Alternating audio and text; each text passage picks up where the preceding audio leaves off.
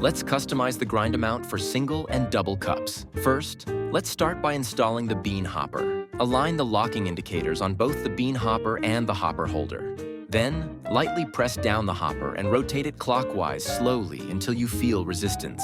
Add proper amount of coffee beans. If you want to adjust the grind amount for a single cup, choose the single filter basket and place it into the portafilter. Then, insert the portafilter into the grinding cradle. Press and hold the grind button and the single cup button until the grind indicator begins to flash and the grinder starts working. Once you've reached the desired amount of coffee, press the grind button to stop. The buzzer will sound and the system will remember the setting for next time.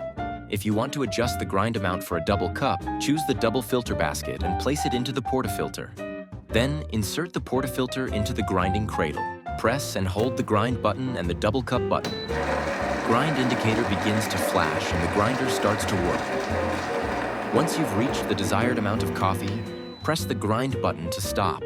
The buzzer will sound and the system will save the setting for future use.